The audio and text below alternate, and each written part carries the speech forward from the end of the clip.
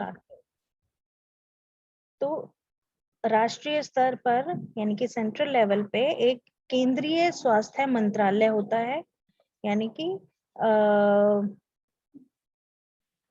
Ministry of health, union health ministry, ठीक है।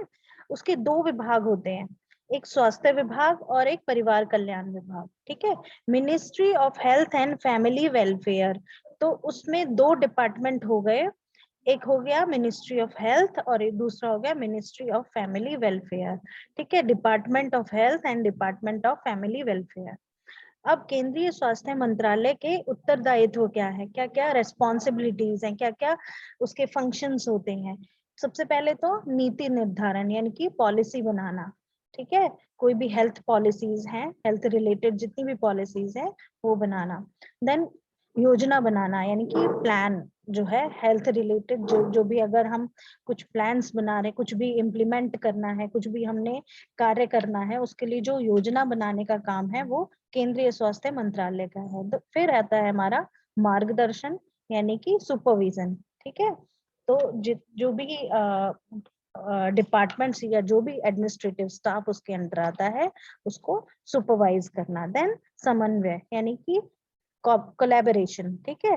तो केंद्र सरकार यानी कि केंद्र का जो हेल्थ डिपार्टमेंट है और जो स्टेट का जो राज्यों का जो हेल्थ डिपार्टमेंट है उनके बीच में कोलैबोरेट करना, समन्वय बिठाना। उसके बाद है मूल्यांकन यानी कि इवेलुएशन, ठीक है।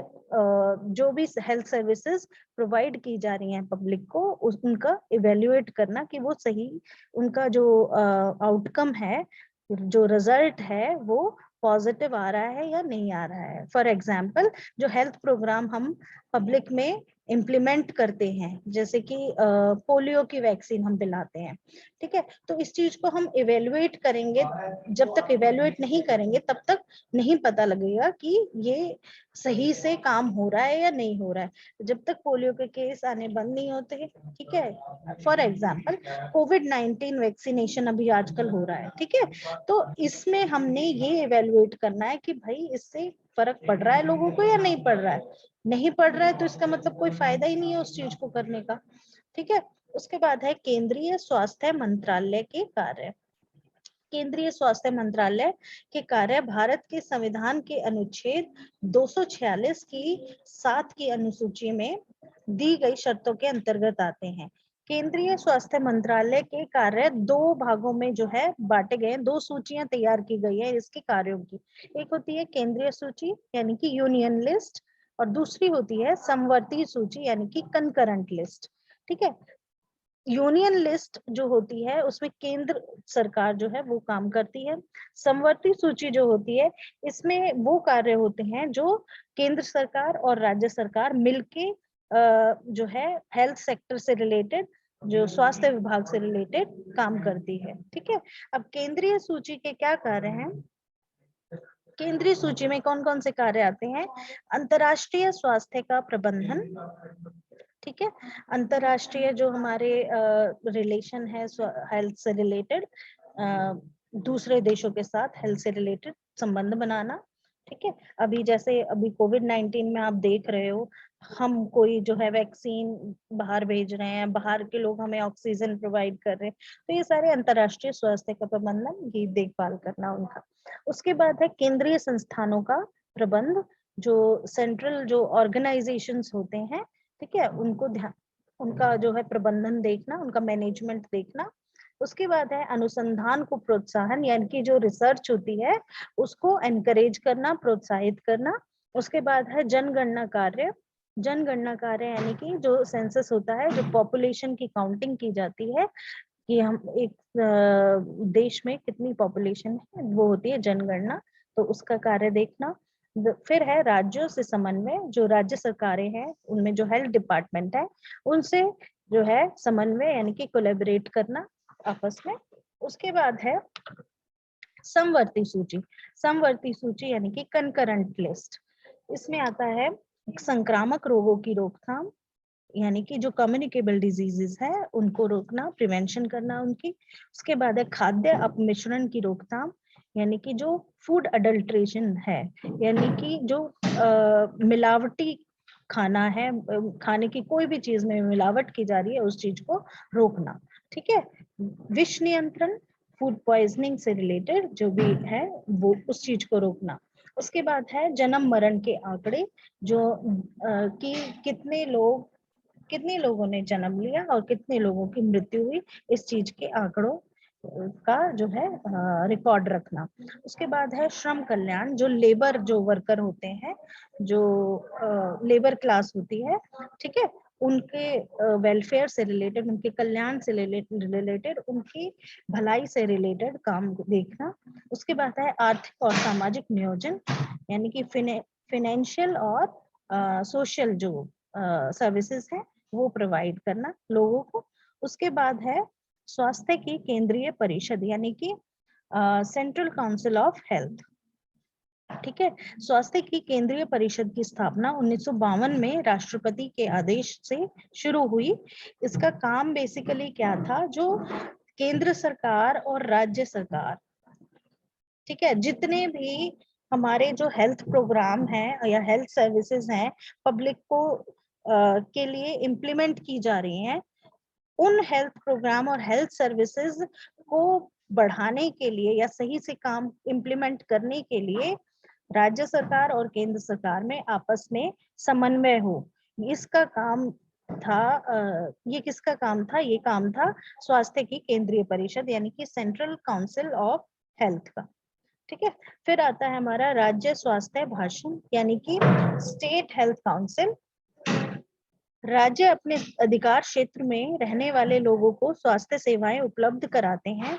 इस कारण प्रत्येक राज्य ने स्वास्थ्य प्रशासन की स्वयं अपनी शैली विकसित की है। ठीक है, तो जो राज्य सरकारें हैं उनके अंडर जो हेल्थ डिपार्टमेंट आता है, वो जो हेल्थ सर्विसेज प्रोवाइड करते हैं उसके लिए अपना खुद का जो शैली है वो विकसित की है उन्होंने।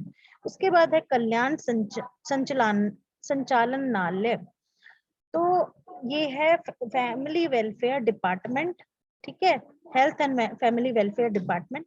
तो प्रत्येक राज्य में लोगों द्वारा निर्वाचित स्वास्थ्य एवं परिवार कल्याण मंत्री, ठीक है, यानी कि minister of health and family welfare, और स्वास्थ्य सेवा यानी हेल्थ सर्विसेज का संचालनालय होता है, जिसे स्वास्थ्य और परिवार कल्याण संचालनालय कहते हैं।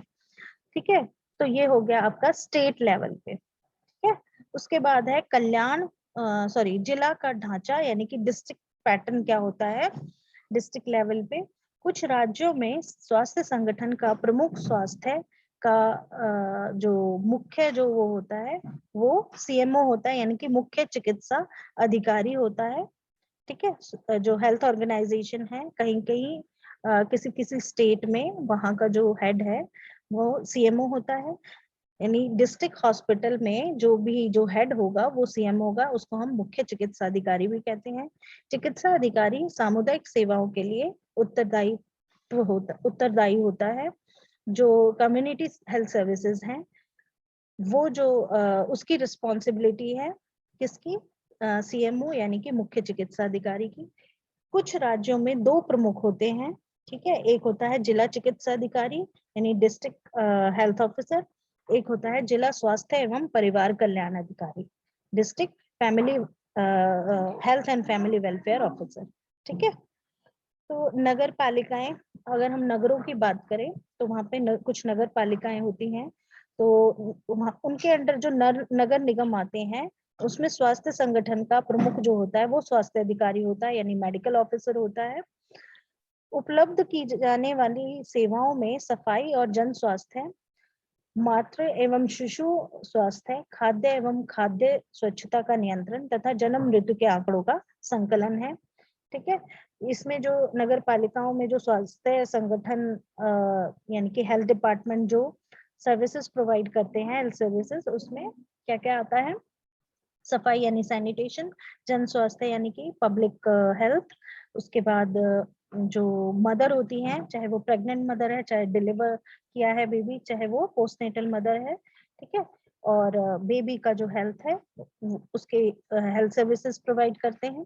देन जो फूड और फूड सैनिटेशन से रिलेटेड, ठीक है, वो सर्विसेज प्रोवाइड करते हैं और जन्म और मृत्यु के आंकड़ों का जो है रिकॉर्ड रखते हैं। उसके बाद है डिसेंट्रलाइज्ड स्टेट एडमिनिस्ट्रेशन, यानी कि विकेंद्रित राज्य प्रशासन। पंचायतीय राज्य 3 स्तरीय संरचना पर आधारित है। 3 स्तर पर जो है लेवल पर जो है डिवाइड किया गया है। एक तो ग्रामीण स्तर पर, जिसमें गांव ग्राम स्तर, ग्राम पंचायत और न्याय पंचायत आती है। फिर है खंड स्तर पर, जो जिसमें पंचायत समिति आती है। और तीसरा है जिला स्तर पर, जो जिला परिषद आता है। ग्राम स्तर पर अगर हम देखें तो ग्राम सभा पंचायती राज प्रणाली की बुनियादी इकाई है। इस सभा में वयस्क एवं वृद्ध दोनों शामिल होते हैं। इस सभा की बैठक साल में 2 बार होती है। इस सभा का जो प्रमुख होता है, प्रमुख अध्यक्ष जो होता है, वो गांव का सरपंच या मुखिया कहलाता है। इस पंचायत में सदस्यों की संख्या 15 से 30 होती है। इसका कार्यकाल 4 से 5 वर्ष तक रहता है। और पंचायत के कार्य जो आते हैं उनमें क्या क्या चीजें आती हैं, एक तो सफाई करवाना, गलियों के में प्रवेश व्यवस्था, यानी कि जो गलियां पक्की करवाते हैं, ठीक है, रोड निकालना, ठीक है। उसके बाद है रोगों का नियंत्रण, ठीक है, कंट्रोल करना, कोई अगर रोग फैल रहा है तो। प्रौढ़ एवं युवा शिक्षा, ठीक है, जो बुजुर्ग होते हैं उनके लिए एजुकेशन, और युवा जो अडल्ट होते हैं उनके लिए एजुकेशन। उसके बाद खंड स्तर पर देखें तो खंड में लगभग 100 गांव और लगभग 80,000 जनसंख्या होती है।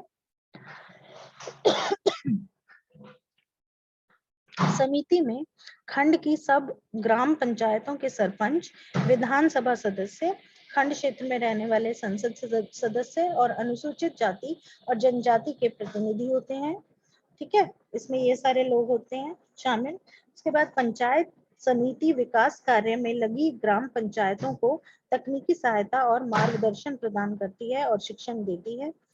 जिला स्तर पर अगर हम देखें तो जिला स्तर पर स्थानीय स्वायत्त यानी कि स्वयं शासन का माध्यम जिला परिषद है। जिला परिषद के सदस्यों में जिले की सब पंचायत समितियों के प्रमुख, ठीक है, जो जितनी भी पंचायत समितियां हैं उनके प्रमुख यानी कि सरपंच, संसद सदस्य, विधानसभा सदस्य, अनुसूचित जाति एवं जनजाति और सहकारी समितियों के प्रतिनिधि रहते हैं, ठीक है। जिला परिषद में ये सारे लोग आते हैं।